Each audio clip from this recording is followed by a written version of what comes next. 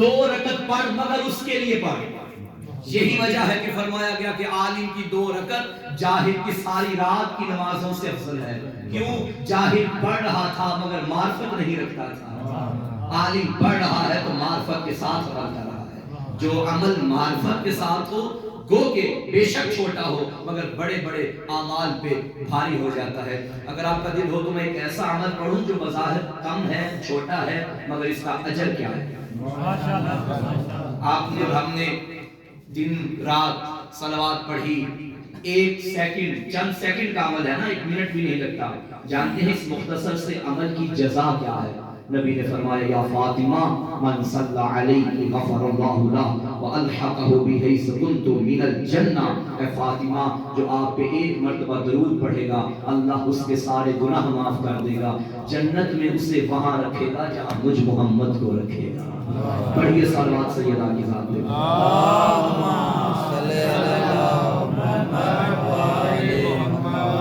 تو کبھی کبھی مختصر عمل بھی بڑے بڑے اعمال پہ بھاری ہو جاتا ہے مگر شرط ہے کہ عمل میں معرفت ہونی چاہیے.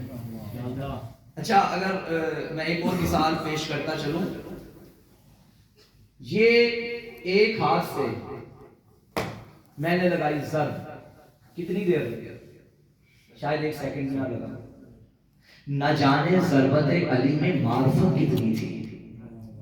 فرمایا ضربت علی یوم الخندق افضل من عبادت الثقلین. ساری کائنات عبادتیں کرے اور علی کی ضربت کو دیکھا جائے، ترازو میں تولو، ضربت علی کا پلڑا وزنی ہو جائے. اس کا مطلب ہے ساری دنیا کی عبادتوں میں وہ معرفت نہیں جو ایک ضربت علی میں ہے. تو جملہ کہنے دو نا، جب ساری دنیا مل کے علی کی ضربت کے برابر نہیں تو علی کے برابر کیسے ہو رہے ہیں؟ واہ واہ.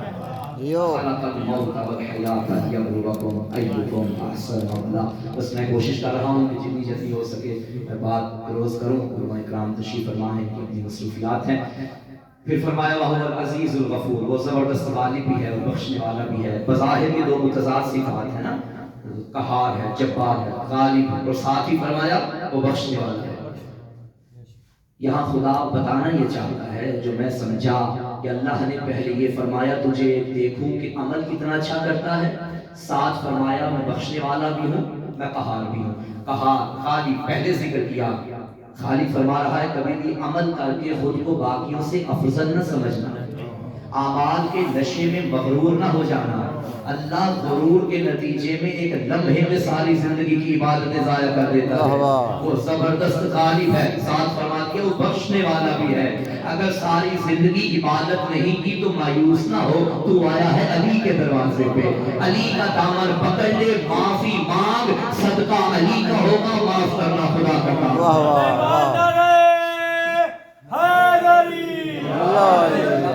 روایت یاد آ گئی، میں اجازت دیں تو پڑھتا ہوں. امیر المومنین علی بن ابی طالب علیہ الصلوۃ والسلام تشریف فرما تھے بارگاہ رسالت میں کہ حضور کے ساتھی اور بھی تشریف فرما تھے. اتنے میں ایک سائل آیا اور اس نے عرض کیا یا رسول اللہ میری حاجت ہے، دعا فرمائیے.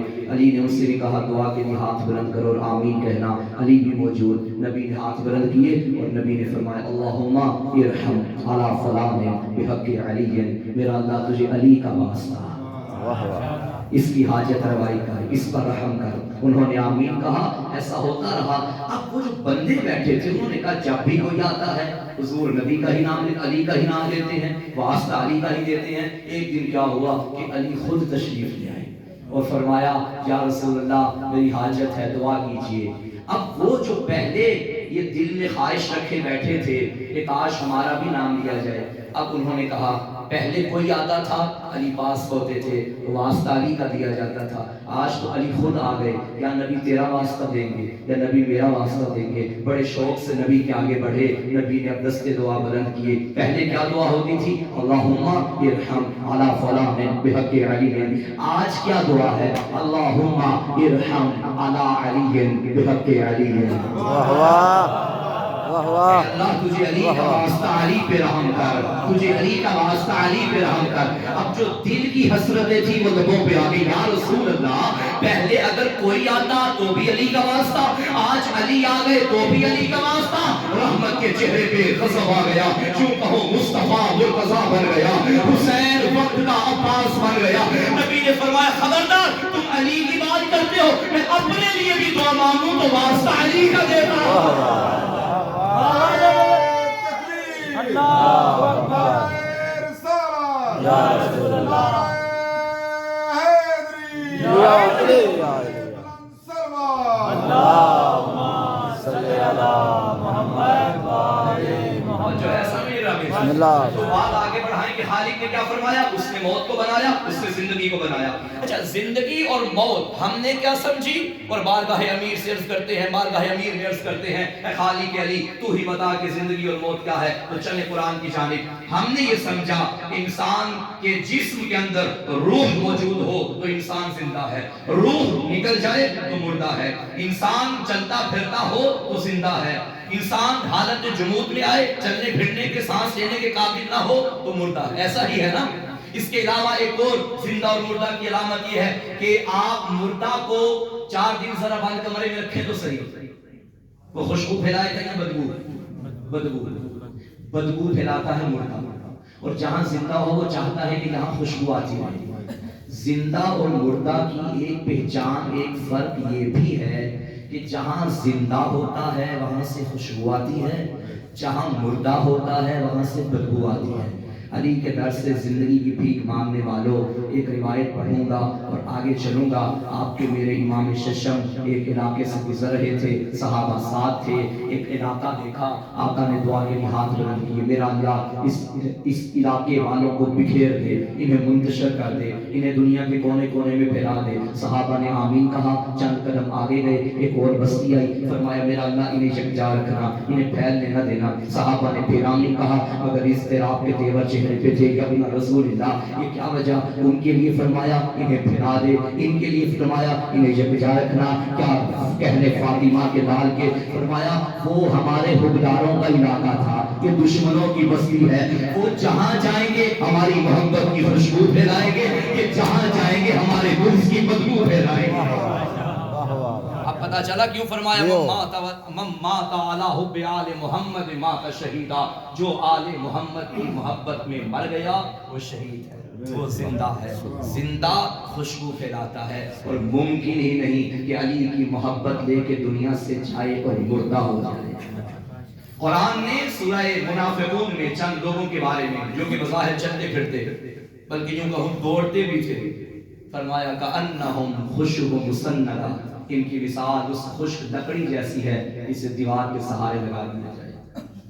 بے جان، مردہ، زندہ ہیں مگر بے جان سے تشبیہ دی۔ اور کچھ لوگ ایسے ہیں جنہیں زمانے نے مردہ سمجھا، مگر فرمایا وَلَا تَحْسَبَنَّ الَّذِينَ قُتِلُوا فِي سَبِيلِ اللَّهِ أَمْوَاتًا، خبردار کہنا تو دور کی بات، خیال بھی نہ کرنا کہ وہ مردہ ہیں جو راہ خدا میں مارے جائیں۔ یعنی ہمارے سامنے ایک زندہ کا چہرہ تھا، قرآن نے مردہ کا تشبیہ دی، ایک مردہ کا چہرہ ہے اور قرآن نے زندہ کہا۔ کون؟ قتلوا فی سبیل اللہ، جو اللہ کے راستے میں قتل کیے جائیں، اللہ کے راستے میں مارے جائیں۔ سبیل کا کیا مطلب بنا یہاں؟ اللہ کا راستہ۔ آپ ماشاءاللہ پڑھا لکھا مجمع، قرآن مجید میں آپ جانتے ہیں کہ عربی زبان آلریڈی ایک وسیع زبان ہے، اور خدا کا کلام وہ کلام کہ جس کا بندہ بھی بولے تو نہج البلاغہ بنتی ہے۔ اللہ کا کلام کتنا وسیع اور کیا فصاحت و بلاغت۔ قرآن میں راستے کے لیے بڑے الفاظ استعمال ہوئے ہیں عربی میں، مثلا صراط کا مطلب بھی بولے راستہ، سبیل کا مطلب بھی راستہ، طریق کا مطلب بھی، مشرق کا مطلب بھی راستہ۔ اب صراط بھی راستہ، سبیل بھی راستہ۔ سورۃ الفاتحہ میں فرما رہا ہے اہدنا الصراط اور یہاں فرما رہا ہے قتلوا فی سبیل۔ میرا اللہ جب دونوں کا مطلب ایک ہے تو یہاں وہاں فرماتا اہدنا السبیل المستقیم، یا یہاں فرماتا قتلوا فی صراط اللہ؟ بڑی توجہ چاہتا ہوں، معنی دونوں کا ایک، مگر وہاں صراط کہا اور یہاں سبیل کہا۔ جملہ سمجھیے، دیکھیے بظاہر دونوں کا مطلب ایک ہے، راستہ، شوال بھائی دونوں کا مطلب ایک ہے، توجہ رکھیے گا یہاں۔ ایک ہوتا ہے کلی راستہ، اگر آپ گہرائی میں جائیں اور اس پہ تحقیق کرنے کی کوشش کریں تو نتیجہ یہی نکلے گا۔ ایک ہوتا ہے کلی راستہ، ایک ہوتا ہے جزوی راستہ۔ پاکستان کے سارے مومنین تشریف فرما ہے ماشاءاللہ، سندھ کے بھی اور پنجاب کے بھی۔ آپ نے موٹر وے پہ سفر کیا ہے نا، یقیناً کیا ہے نا۔ اب موٹر وے پہ بظاہر ایک راستہ ہے، مگر اس سے آپ نے غور کیا کہ اوپر وائٹ کلر کی لائنز بنی ہوتی ہیں، ایسا ہے نا۔ اگر آپ نے گاڑی سپیڈ میں چلانی ہے تو اوپر رہیے، کم رفتار ہے تو اس سے نیچے آئیے، اس سے کم ہے تو نیچے آئیے۔ بظاہر ایک راستہ ہے، مگر اس ایک راستے کے اندر تین راستے ہیں۔ واہ واہ، یہ جو تین راستے ہیں یہ جزوی راستے ہیں، جو تینوں مل کے ایک بنا یہ کلی راستہ ہے۔ اب سمجھیے، جزوی راستہ جو اندر ہے انہیں سبیل کہتے ہیں، جو مل کے بنا ہے اسے صراط کہتے ہیں۔ اب آئیے میرے قریب، اللہ نے کیا فرمایا؟ قتلوا فی سبیل اللہ، جو اللہ کے راستے میں قتل کیے جائیں۔ اسلام مختلف جزیات سے مل کر بنا، والا کا توجہ رکھیے گا، اسلام مختلف جزیات سے مل کر بنا۔ نماز ایک جز، روزہ ایک جز، حج ایک جز، زکات ایک جز۔ بس جو حالت نماز میں مارا جائے وہ بھی شہید ہے، جو حالت روزہ میں مارا جائے وہ بھی شہید ہے، جو علم حاصل کرتا مارا جائے وہ بھی شہید ہے، جو علی علی کرتا مارا جائے وہ بھی شہید ہے، جو مظلوم کا غم مناتا مارا جائے وہ بھی شہید ہے، جو مظلوم کے غم میں آنسو بہاتا مارا جائے وہ بھی شہید ہے، جو امر بالمعروف کرتا مارا جائے وہ بھی شہید ہے، جو نہی عن المنکر کرتا مارا جائے وہ بھی شہید ہے، جو تولا کرتا مارا جائے وہ بھی شہید ہے، جو تبرع کرتا مارا جائے وہ بھی شہید ہے، جو ایک جز کے دوران مارا جائے وہ شہید ہے، اور جو پورا دین بچاتا مارا جائے وہ شہید نہیں سید الشہداء بنتا ہے۔ واہ واہ، جیو اب جس کو بھی شہادت ملے گی تو اس کے صدقے میں ملے گی، اس کی نالین کی خاک سے ملے گی، اس کے دم سے شہادت بانٹی گئی ہے۔ شہادت گویا کہ زندگی، اور جس در پہ آپ بیٹھے ہیں یہ در شہادت کا در ہے، یہ در سعادت کا در ہے، یہ در امانت کا در ہے، یہ در دیانت کا در ہے، یہ در صداقت کا در ہے، یہ در شرافت کا در ہے، یہ در سیادت کا در ہے، یہ در سعادت کا در ہے، یہ در نبوت کا در ہے، یہ در رسالت کا در ہے، یہ در خلافت کا در ہے، یہ در امامت کا در ہے، یہ در ولایت کا در ہے، یہ در مودت کا در ہے، یہ در محبت کا در ہے۔ ایک جملے میں بات مکمل کروں، با خدا یہی وہ در ہے جس در پہ آنے کے بعد بندہ در بدر نہیں ہوتا۔ واہ واہ واہ واہ، جیو یہاں آنے کے بعد بندہ در بدر نہیں ہوتا۔ تو کیا فرمایا؟ جو اللہ کے راستے میں قتل کیے جائیں وہ ڈر کیوں رہے ہیں بھائی؟ شہادت سے ڈر لگتا ہے کیا؟ وہ شہید ہے۔ تو جس شخصیت کی یاد میں ہم قرآن تشریف فرما ہے، یہ بھی علی کے عشق میں دنیا سے گیا ہے، یہ ذکر حسین میں دنیا سے گیا ہے، یہ راہ شبیر میں دنیا سے گیا ہے، اور ان کی شخصیت سے ہم سے زیادہ ان سے آشنا شخصیات یہاں تشریف فرما ہے۔ مجھے 4 دن پہلے کی بات ہے، ایک بات میرے علم میں اضافہ ہوئی، میرے علم میں وہ میں آج آپ کو بتانا چاہتا ہوں کہ سید کی شخصیت کیا تھی۔ میں نے کیا کہا؟ عمل وہ ہونا چاہیے جس میں معرفت ہو، معرفت کے بغیر عمل ہوگا تو وہ قابل قبول نہیں۔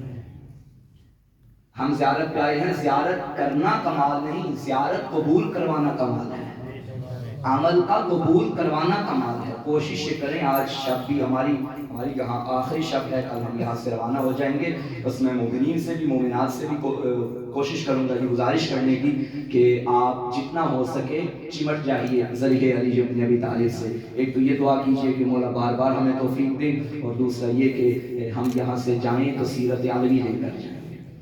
تو مجھے قبلہ کے بہت ہی قریبی دوست قبلہ لیاقت صاحب یہاں تشریف فرما ہیں، تو مجھے بتا رہے تھے کہ محفل میں 2 دن پہلے بات ہوئی کہ سید نماز شب کے پابند تھے۔ اچھا، پابندی کیسے تھی؟ ہم نے 2 رکعت بھی فجر کی پڑھنی ہونا تو سارا دن ہماری باتیں ختم نہیں ہوتی کہ ہم نے 2 رکعت پڑھی تھی۔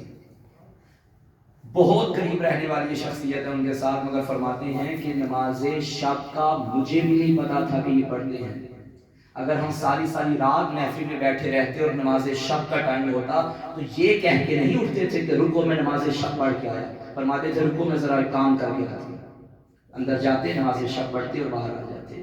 یہ بہت بڑی بات ہے، توجہ فرما رہے ہیں؟ تو اگر آپ اور میں چاہتے ہیں کہ ہمیں بھی ایسی زندگی ملے کہ مرنے کے بعد بھی ہم زندہ رہیں، تو ایک اور آیت مجیدہ پڑھوں اور بات مکمل کروں، اجازت دیتے ہیں؟ اپنی گفتگو کا نچوڑ پیش کروں۔ اے اللہ، ہم در علی پہ آئے ہیں، ہم اس در پہ آئے ہیں کہ جہاں سے زندگی ملتی ہے، تو ہی بتا یہ زندگی کہاں سے ملے گی؟ تو سورہ انفال میں خالق نے فرمایا بسم اللہ الرحمن الرحیم یا ایھا الذین آمنوا استجیبوا للہ وللرسول اذا دعاکم لما یحییکم، اے ایمان والو اللہ اور اس کے رسول کی دعوت کو قبول کرو، یہی تمہاری زندگی ہے، یہی تمہیں زندہ رکھے گی چیز، اللہ کی دعوت کو قبول کرنا اور رسول کی۔ اس کا مطلب ہے جو رسول کے بلاوے پہ آئے وہ زندہ ہے، اور جو رسول کے کہنے پہ بھی نہ آئے۔ میں 4 قصے پڑھوں گا، میں نے پاکستان کے ہر ممبر پہ پڑھے ہیں۔ حیدر کو چھوڑ کے جو بنائے ہیں پیشوا، محشر میں خود کہے گا کہ اچھا نہیں کیا، ان پہ کر رہا ہے بھروسہ، کمال ہے جن پر کبھی نبی نے بھروسہ نہیں کیا۔ قرآن پڑھ رہا ہوں بھائی، قرآن کہتا ہے جو نبی کے کہنے پہ آئے گا۔ مجھے ایک اور آیت آ گئی، نہ پڑھی تو میرا ضمیر مجھے ملامت کرتا رہے گا کہ جب خریدار بیٹھے تھے تو خیانت کیوں کی، لیکن قرآن کے اللہ نے کیا فرمایا، یا ایھا الذین آمنوا اتقوا اللہ وکونوا مع الصادقین، اے ایمان والو تقوی اختیار کرو اور سچوں کے ساتھ ہو جاؤ۔ اور سچوں کی تفاصیر میں شواد بھیا منبر پہ یہ پڑھتے ہیں کہ سورہ آیت مباہلہ کی تلاوت کی جاتی ہے نا کہ یہی سچے ہیں، یقیناً یہ آیت اس کی تفسیر ہے، مگر قرآن سے پوچھیں کہ سچوں کی اس کے علاوہ بھی کوئی علامت ہے؟ اللہ نے فرمایا نا سچوں کا دامن پکڑنا ہے، تو قرآن تو ہی بتا کہ سچا کون ہے؟ تو سورہ جمعہ میں فرمایا فَتَمَنَّوُا الْمَوْتَ إِن كُنتُمْ صَادِقِينَ، اگر تم سچے ہو تو موت کی تمنا کرو۔ اس کا مطلب یہ ہے سچا وہ ہوگا جو موت کی تمنا کرے، اور جو موت کے ڈر سے جان بچا کے بھاگے۔ کچھ اور تو ہو سکتا ہے، سچا نہیں ہو سکتا، سچا نہیں ہے۔ صلوات پڑھیں محمد والے محمد کی صلوات۔ تو کیا فرمایا ہے ایمان والوں، اگر زندہ رہنا چاہتے ہو تو نعرہ تکبیر، اللہ اکبر، نعرہ تکبیر، اللہ اکبر، نعرہ رسالت، یا رسول اللہ، نعرہ رسالت، یا رسول اللہ، کل ایمان نعرہ حیدری۔ یا علی یا علی یا سارے مل کے ذرا جواب دیو، ہاتھ بلند کر کے حیدری، علی یا علی، بارے دیگر صلوات۔ اللہم صلی علی محمد۔ رسول نے جو زندگی میں دعوتیں دی ہیں انہیں قبول کریں گے تو زندہ رہیں گے، اگر دعوت رسول پہ لبیک نہ کہا تو زندہ بھی ہیں مگر قرآن کی نگاہ میں مردہ ہیں۔ تو کون کون سی دعوتیں میرے نبی نے دی اپنی زندگی میں؟ بے شمار دعوتیں ہیں، مگر 2 دعوتیں بڑی انمول نظر آتی ہیں۔ ایک وہ دعوت ہے جو اعلان رسالت کے وقت دی گئی تھی، ایک وہ دعوت ہے جو ظاہری زندگی کے اختتام پہ دی گئی تھی۔ جو پہلی دعوت وہ ابو طالب کے گھر میں تھی، جو آخری دعوت وہ غدیر کے چوک میں تھی۔ جو پہلی دعوت میں لوگوں کو بلا کے دیا اسے لا الہ الا اللہ کہتے ہیں، جو آخری دعوت میں لوگوں کو بلا کے دیا اسے علی ولی اللہ کہتے ہیں۔ زندہ وہی ہے جو خدا کی توحید کا بھی قائل ہو، ولایت علی کا بھی قائل ہو، اور جو اللہ کے رسول کی دی ہوئی دعوت کو قبول نہ کرے وہ مردہ تھا، مردہ ہے، مردہ رہے گا۔ اور جو رسول کی دعوت پہ لبیک کہے اور جو علی کی محبت کو دل میں لے کے جائے وہ کل بھی زندہ تھا، وہ آج بھی زندہ ہے، وہ زندہ رہے گا۔ بس سامعین گرامی قدر، ہم بیٹھے ہیں علی ولی کے در پہ، اور آج ہم نے دل ہے کہ پرسہ بھی علی کی خدمت میں پیش کریں۔ یہ وہ علی ہے جسے زمانہ امیر کہتا ہے، لیکن یاد رکھنا